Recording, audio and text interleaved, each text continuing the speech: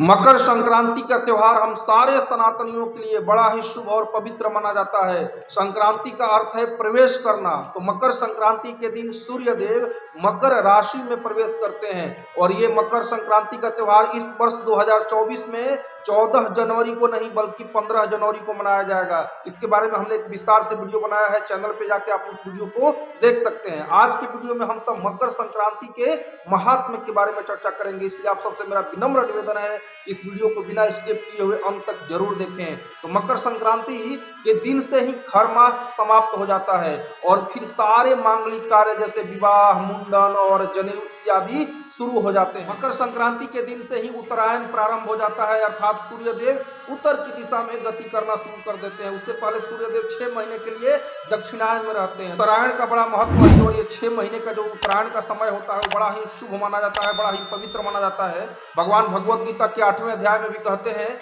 कि जो योगी जन उत्तरायण में अपना शरीर त्याग करते हैं वो उच्चतर लोकों को प्राप्त करते हैं और जो दक्षिणायन में अपना शरीर त्याग करते हैं वो फिर निम्न लोकों में जाते हैं। मकर संक्रांति के दिन ही पश्चिम बंगाल में विश्व प्रसिद्ध गंगा सागर का मेला लगता है। गंगा सागर वो स्थान है जहाँ पे भगवान कपिल तपस्या किया करते थे और वहीं पे गंगा मैया सागर में जाकर के मिलती हैं और महाराज सगर के 60,000 पुत्रों का उद्धार करती हैं, उन्हें मोक्ष प्रदान करती है। बड़ी अद्भुत कथा है, मैं इसे संक्षेप में बताने का प्रयास कर रहा हूँ। इक्ष्वाकु वंश में जिसमें कि भगवान रामचंद्र भी प्रकट हुए थे, उसी वंश में एक महान राजा हुए महाराज सगर। महाराज सगर के 60,000 पुत्र थे और महाराज सगर अश्वमेध यज्ञ कर रहे थे। उन्होंने 99 अश्वमेध यज्ञ कंप्लीट कर लिए थे और जो भी व्यक्ति 100 अश्वमेध यज्ञ अगर कंप्लीट कर लेता है फिर उसे इंद्र की गद्दी, इंद्र का पोजीशन प्राप्त हो जाता है।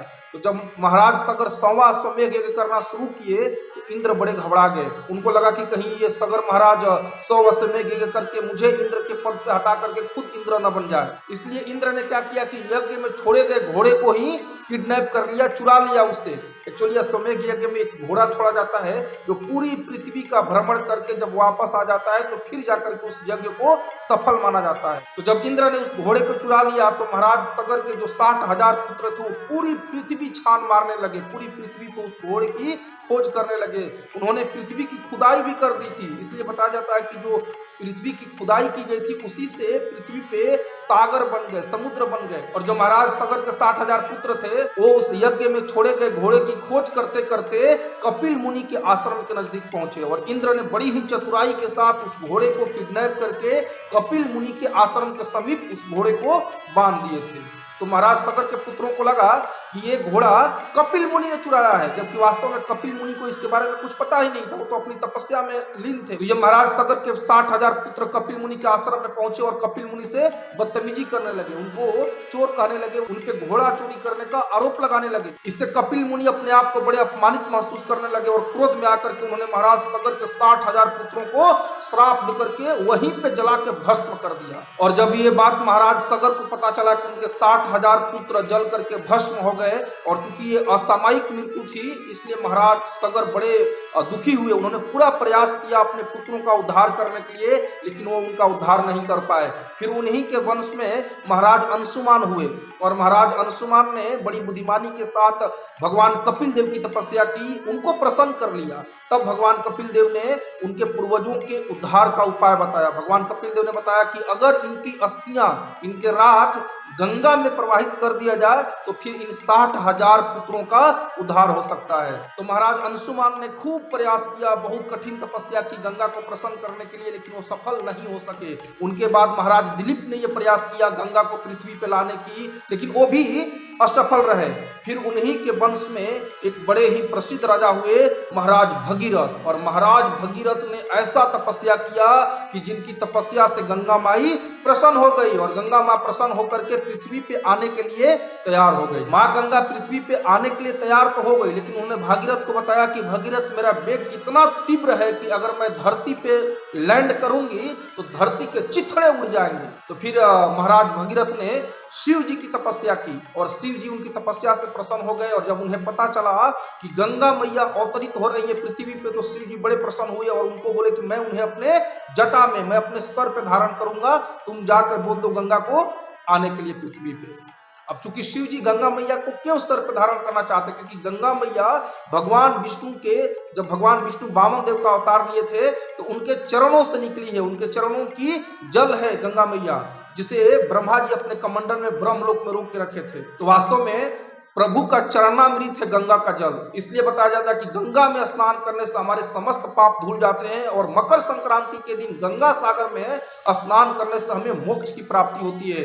तो कई लोग इसका मजाक उड़ाते हैं कि अरे गंगा खुद मैली है तो दूसरे के पाप को क्यों धोलेगी, या दूसरों के पाप धोते धोते गंगा खुद मैली हो गई। तो ऐसे लोगों के बारे में कुछ कहा नहीं जा सकता, क्योंकि इनकी बुद्धि घूमी हुई रहती है। वास्तव में गंगा मैया में स्नान करने से हमारे समस्त प्रकार के पाप धुल जाते हैं, लेकिन समस्या ये है कि जैसे ही हम गंगा में स्नान करके निकलते हैं फिर से पाप करना शुरू कर देते हैं। जैसे हाथी तालाब में स्नान करके अपने शरीर को स्वच्छ कर लेता है, लेकिन जैसे ही बाहर निकलता है तो अपनी सूंड से धूल उठा करके फिर से अपने शरीर पे छिड़क लेता है। उसी प्रकार से हम सब हैं, जब हम गंगा में स्नान करते हैं या पवित्र नदियों में स्नान करते हैं तो हमारे सारे पाप धुल जाते हैं, लेकिन जैसे ही नदी से बाहर निकलते हैं स्नान करके फिर से पाप करना शुरू कर देते हैं। लेकिन भगवत गीता ऐसी गंगा है जो भगवान के श्रीमुख से निकली है, और उस भगवत गीता रूपी गंगा में स्नान कर लेने से हमारे समस्त पाप तो धुल ही जाते हैं, साथ में पाप करने की हमारी प्रवृत्ति भी सदा सदा के लिए खत्म हो जाती है। तो गंगा माई वास्तव में बहुत ही पवित्र है, और वो 14 लोकों में बहती हैं, ब्रह्म लोक से लेकर के पाताल लोक तक जाती है गंगा मैया। तो भगीरथ की तपस्या से प्रसन्न होकर के और शिव जी की कृपा से गंगा मैया इस धरती पे लैंड की हरिद्वार में, और वहां से बहते हुए फिर पश्चिम बंगाल के गंगा सागर में आकर के वो महाराज सगर के 60,000 पुत्रों का उद्धार करती है, और वो सागर में मिल जाती है। सागर में मिल करके फिर से वो नीचे के लोकों में चली जाती है। ये गंगा मैया मकर संक्रांति के दिन ही गंगा सागर में जाकर के सागर में मिलती है, महाराज सगर के 60,000 पुत्रों का उद्धार करती है। इसलिए मकर संक्रांति के दिन गंगा सागर में बड़ा भव्य मेला लगता है। हजारों लाखों की संख्या में लोग जाकर के गंगा मैया में डुबकी लगाते हैं और अपने जीवन को धन्य बनाते हैं। और मकर संक्रांति के दिन ही भीष्मदेव अपने शरीर का त्याग किए थे। आप सबको पता है कि भीष्मदेव को इच्छा मृत्यु का वरदान था, और गंगा पुत्र भी कहलाते हैं, गंगा मैया के ही पुत्र थे वो। ऐसे वो 8 वसुओं में से एक वसु हैं, लेकिन इस धरती पे गंगा मैया के पुत्र के रूप में प्रकट हुए थे। तो भीष्मदेव महाभारत के युद्ध में बाणों की सैया पे लेटा दिए गए थे अर्जुन के द्वारा, लेकिन उनकी मृत्यु तब तक नहीं हो सकती जब तक वो खुद नहीं चाहते। तो जब महाभारत का युद्ध समाप्त हो गया, महाराज युधिष्ठिर को सम्राट घोषित कर दिया गया, और हस्तिनापुर जब चहुं ओर से सुरक्षित हो गया, तब भीष्मदेव को दर्शन देने के लिए पांडवों को लेकर के स्वयं परम पुरुषोत्तम भगवान श्री कृष्ण वहां पहुंचे, जहां पे भीष्म पितामह बाणों की सैया पे लेटे हुए थे। और भीष्म पितामह से भगवान कृष्ण ने रिक्वेस्ट किया कि आप युधिष्ठिर महाराज को उपदेश दीजिए, उनको समझाइए कि कैसे राज करना है, कैसे राजर्षि बनना है, कैसे अपने धर्म का पालन करना है। तो भीष्म पितामह महाराज युधिष्ठिर को उपदेश दे रहे थे। ये सारी कथाएं भागवतम के प्रथम स्कंद में दी गई हैं। और उपदेश देते देते भीष्म पितामह ने देखा कि सूर्य मकर राशि में प्रवेश कर गए हैं और उत्तरायण शुरू हो गया है। और जैसे ही भीष्म पितामह को पता चला कि उत्तरायण शुरू हो गया है, उन्होंने अपना उपदेश वहीं पे बंद किया, और भगवान श्री कृष्ण का साक्षात दर्शन करते हुए उनकी उपस्थिति में उन्होंने अपने इस भौतिक नश्वर शरीर का त्याग करके भगवत धाम चले गए। तो मकर संक्रांति के दिन ही भीष्मदेव ने अपने शरीर का त्याग किया था।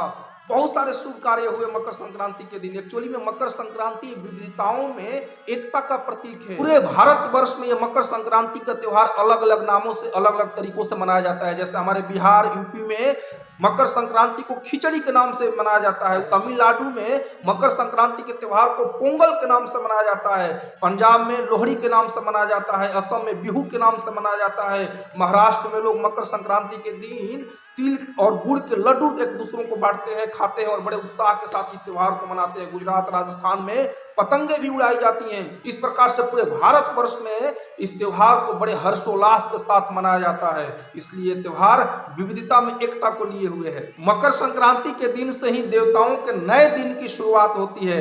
एक्चुअली में वैदिक गणना के अनुसार हमारे पृथ्वी 365 दिनों में सूर्य देव की एक बार परिक्रमा करती है, और जो पृथ्वी का एक वर्ष होता है वो देवताओं के एक दिन के बराबर होता है। तो मकर संक्रांति के दिन ही देवतागण स्वर्गलोक में निद्रा से, रात्रि की निद्रा से जगते हैं और स्नान आदि करके अपने दिन की शुरुआत करते हैं। तो मकर संक्रांति देवताओं के लिए नए दिन की शुरुआत होती है।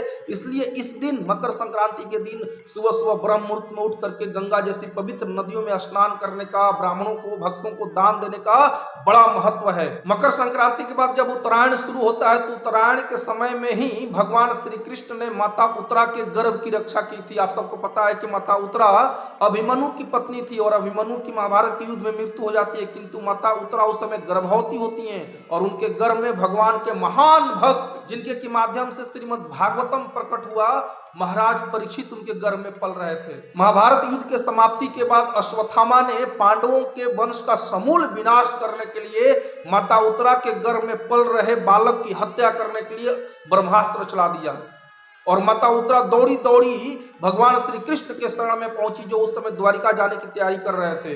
उन्होंने भगवान श्री कृष्ण से प्रार्थना किया कि हे जोगेश्वर, हे कृष्ण, आप मेरी रक्षा कीजिए, पाहि माम पाहि माम पाहि माम। तो भगवान श्री कृष्ण माता उत्तरा के गर्भ में प्रवेश कर गए और बालक परीक्षित की उन्होंने ब्रह्मास्त्र से रक्षा की। आप सब जानते हैं कि ब्रह्मास्त्र कितना अचूक अस्त्र होता है, जो एक बार चल जाता है तो अपने लक्ष्य को भेद करके ही वापस आता है। लेकिन भगवान श्री कृष्ण ने ब्रह्मास्त्र को भी निस्तेज कर दिया और अपने महान भक्त महाराज परीक्षित की रक्षा की। तो एक्चुअली मकर संक्रांति का जो त्योहार है वो सूर्य देव को समर्पित है। सूर्य देव उस दिन दक्षिणायन से उत्तरायण में जाते हैं, धनु राशि से मकर राशि में प्रवेश करते हैं। भगवत गीता के 4थे अध्याय के पहले श्लोक में भगवान श्री कृष्ण कहते हैं कि ये भगवत गीता का दिव्य ज्ञान का उपदेश उन्होंने करोड़ों वर्ष पहले सूर्य देव के राजा विवस्वान को दिया था। बेसिकली सूर्य एक प्लैनेट है, ग्रह है, और वहां पे जो राजा है उनका नाम है विवस्वान। उस ग्रह का अधिष्ठाता देव का नाम है विवस्वान और वो भगवान के महान भक्त हैं। मकर संक्रांति के पवित्र त्योहार पे हमें सीखना चाहिए सूर्य देव से। सूर्य देव भगवान श्री कृष्ण की उपासना करते हैं, उनकी पूजा करते हैं, इसलिए हमें सूर्य देव से प्रेरणा लेते हुए मकर संक्रांति के दिन हमें भी भगवान श्री कृष्ण की भक्ति करनी चाहिए और हमें भी भगवान श्री कृष्ण की पूजा करनी चाहिए। और इस कलयुग में भगवान श्री कृष्ण की भक्ति करने के लिए, उनकी पूजा करने के लिए बड़ा ही आसान तरीका बताया गया है। भगवान के पवित्र नाम का कीर्तन जप, हरे कृष्ण कृष्ण कृष्ण हरे हरे, हरे राम राम राम हरे हरे। तो आइए हम सब इस मकर संक्रांति के शुभ त्योहार पे सूर्य देव से प्रेरणा लेते हुए अपने आप को भगवान श्री कृष्ण के चरणों में समर्पित करने का संकल्प ले। भगवान श्री कृष्ण के पवित्र नामों का, हरे कृष्ण महामंत्र का जप करे, कीर्तन करे, भगवत गीता का अध्ययन करे। हरे कृष्णा, हरि बोल। आप सभी को मकर संक्रांति की ढेर सारी शुभकामनाएं। सनातन धर्म से रिलेटेड ऐसे वीडियो देखने के लिए इस चैनल को सब्सक्राइब करके बेल आइकन को हिट करके ऑल ऑप्शन सेलेक्ट कर लीजिए, क्योंकि इस चैनल के माध्यम से भगवत गीता के संदेश को, सनातन धर्म के संदेश को बड़े ही आसान भाषा में व्यवहारिक जीवन से जोड़ करके पूरी प्रामाणिकता के साथ बताया जाता है। और इस वीडियो को ज्यादा से ज्यादा लोगों के पास शेयर कीजिए, लाइक कीजिए। मिलते हैं हम सब नेक्स्ट वीडियो में। हरि बोल।